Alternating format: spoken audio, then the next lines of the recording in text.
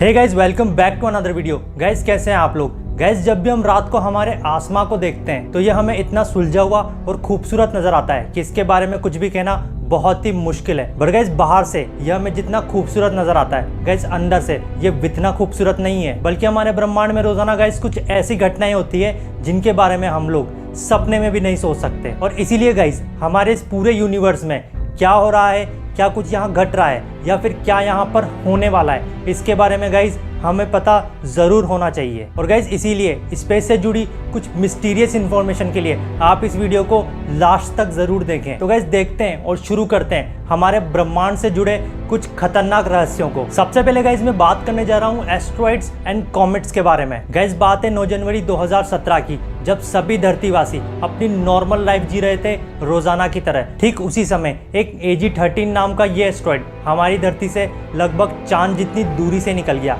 ये साइज में लगभग 25 से 30 सेंटीमीटर लंबा था। अगर गाइज ये एस्ट्रॉइड गलती से हमारी अर्थ के ग्रेविटेशनल फोर्स की वजह से धरती की तरफ खिंचा चला था और ये धरती से टकरा भी जाता तो इसे हमें घबराने की ज्यादा जरूरत नहीं। बट अगर गाइज ये गलती से किसी आबादी वाले क्षेत्र में गिर जाता तो कम से कम हजारों लोगों की जान ले सकता था। गाइज ये एस्ट्रॉइड उन करोड़ों एस्ट्रॉइड्स में से एक है जो हमारे ब्रह्मांड में मौजूद है। और आज भी ऐसे लाखों करोड़ों एस्ट्रॉइड्स ऐसे हैं जो हमारी धरती के चक्कर लगा रहे हैं। और गाइज इसीलिए हमारे साइंटिस्ट ने ऐसे कई बड़े एस्ट्रॉइड्स ढूंढ निकाले हैं जो 1 किलोमीटर से भी लंबे हैं और हमारी धरती के चक्कर लगा रहे हैं। और गाइज यकीन मानिए ऐसे एस्ट्रॉइड्स एक बार में हमारी पूरी धरती को नष्ट कर चुके हैं। और ऐसा हुआ भी है डायनासोर्स के टाइम पर, और जो हजारों साल पहले हुआ है वो आज भी हो सकता है। इसलिए गाइज नासा और इसरो जैसे कुछ बड़े स्पेस एजेंसीज इन एस्ट्रॉइड्स के ऊपर नजर रखे हुए हैं। बट गाइज दिक्कत ये है कि ये सभी स्पेस एजेंसीज सिर्फ 1 किलोमीटर से बड़े एस्ट्रॉइड्स पर ही नजर रखती हैं, उससे छोटे एस्ट्रॉइड्स पर नहीं। और गाइज सिर्फ इसीलिए 2017 में AG-13 के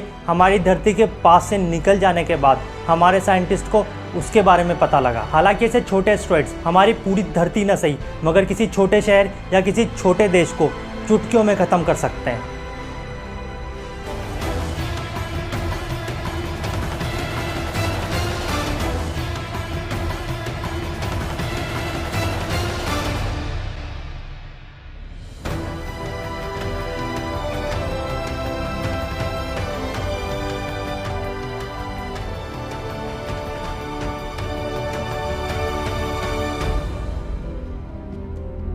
और ऐसे ही गाइज नंबर 2 पर आता है रोज प्लैनेट्स। तो गाइज ये बात हमने कई बार सुनी है कि एक बार हमारी धरती जितने ही किसी बड़े प्लैनेट से टकरा गई थी और दोबारा हमारा इस धरती का धीरे धीरे निर्माण हुआ। और गाइज ऐसा फ्यूचर में दोबारा हो सकता है। गाइज जब भी हम सोलर सिस्टम की बात करते हैं तब हमारे माइंड में हमारे सोलर सिस्टम का ये इमेज आता है जिसमें सभी प्लैनेट अपनी अपनी ऑर्बिट में चक्कर लगा रहे हैं। और जहां तक रिसर्च संभव है ये प्लैनेट्स एक दूसरे से कभी नहीं टकरा सकते। बट गाइज हमारे इस पूरे स्पेस में ऐसे कहीं रहस्य छुपे हुए हैं, उनमें से एक है रोज प्लैनेट। ये कुछ ऐसे लावारिस प्लैनेट है जो किसी गैलेक्सी के साथ नहीं है और ये ऐसे ही लावारिस ग्रह के रूप में हमारे ब्रह्मांड के चक्कर लगा रहे हैं। गाइज इस तरह के प्लैनेट या तो अपने आप बन जाते हैं या फिर किसी वजह से अनफॉर्चुनेटली अपने सोलर सिस्टम से बाहर निकाल दिए जाते हैं। जैसे कि हमारी मिल्की वे गैलेक्सी में हमारे 9th प्लैनेट प्लूटो के साथ हुआ। गाइज ये भी एक ऐसा फैक्ट है जिसे बहुत कम लोग जानते हैं कि प्लूटो अब हमारे सोलर सिस्टम का हिस्सा नहीं है। गाइज किसे पता ब्रह्मांड इतना बड़ा है, कहाँ कौन सी गैलेक्सी नष्ट हो रही है। और गाइज नासा की एक रिपोर्ट के अकॉर्डिंग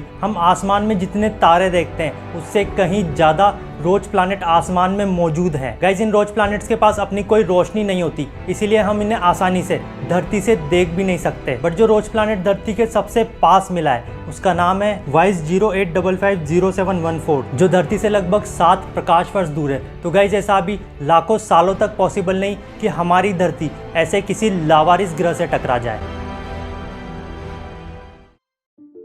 ऐसे ही गाइज जो हमारी लिस्ट में नेक्स्ट आता है वो है हाइपर वेलोसिटी स्टार। तो गाइज हमारे इस ब्रह्मांड में सिर्फ प्लैनेट्स ही लावारिस नहीं है बल्कि ये हाइपर वेलोसिटी स्टार भी कुछ ऐसे स्टार हैं जो लावारिस रूप में हमारी धरती के चक्कर लगा रहे हैं। वैसे तो गाइज स्पेस में सबकी स्पीड बहुत ज्यादा तेज होती है। तो गाइज सपोज कीजिए कि अगर किसी तारे की स्पीड 100 किलोमीटर प्रति सेकंड है तो वहीं guys in hyper velocity star की स्पीड उससे 10 गुना ज्यादा है जो लगभग 1000 किलोमीटर प्रति सेकंड होती है। और गाइस कुछ हाइपर वेलोसिटी स्टार्स तो ऐसे हैं जो ऐसे ही चक्कर लगाते हुए हमारे ब्रह्मांड से बाहर निकल गए। Guys according to scientific theory in hypervelocity stars का जन्म 2 तरीके से होता है, बट इन दोनों तरीकों में एक बात कॉमन है कि ये स्टार किन्हीं 2 तारों के जुड़ाव से पैदा होते हैं। तो गाइज इनका पहला तरीका यह है कि जब कोई दो तारे आपस में जुड़ाव करते समय ब्लैक होल के पास चले जाएं, तो ब्लैक होल इनमें से किसी एक तारे को अपने अंदर खींच ले अपने ग्रेविटेशनल फोर्स से, और दूसरा तारा कहीं ज्यादा स्पीड से बाहर फेंक दिया जाए, और तब ये तारा उसी स्पीड से हमारे ब्रह्मांड के चक्कर लगाने लगता है और ये ऐसे ही हाइपरवेलोसिटी स्टार में कन्वर्ट हो जाता है। और गाइस इसका दूसरा तरीका ये है कि जब किसी दो तारों के मिलाप के समय उनमें सुपरनोवा का विस्फोट हो जाए और उस विस्फोट की वजह से उनमें से कोई एक तारा बहुत स्पीड से बाहर फेंक दिया जाए, तो वो धीरे धीरे हाइपरवेलोसिटी स्टार में कन्वर्ट हो जाता है।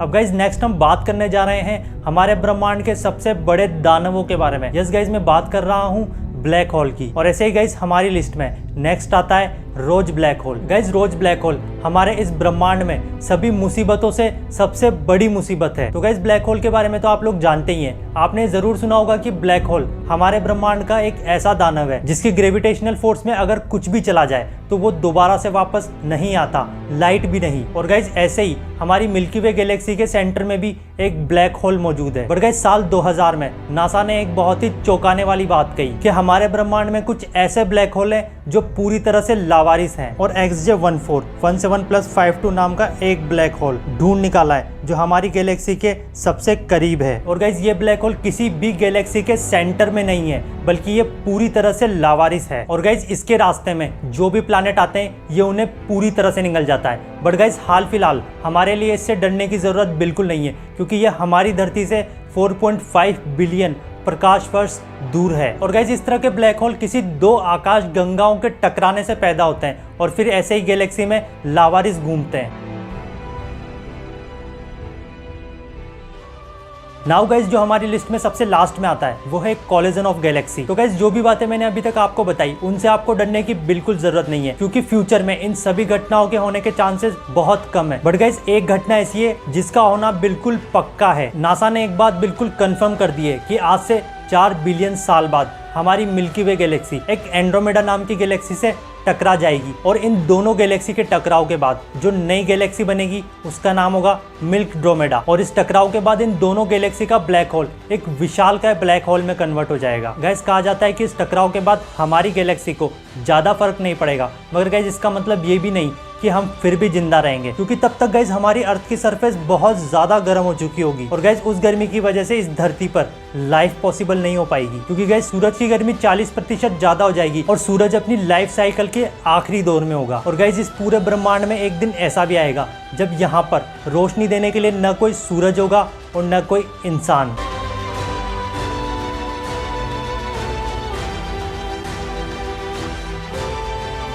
तो गाइज आपको ये स्पेस से रिलेटेड मिस्टीरियस फैक्ट कैसे लगे मुझे कमेंट बॉक्स में जरूर बताएं, और ऐसे ही मोर मिस्टीरियस फैक्ट के लिए हमारे चैनल को सब्सक्राइब भी करें। तब तक के लिए गुड बाय।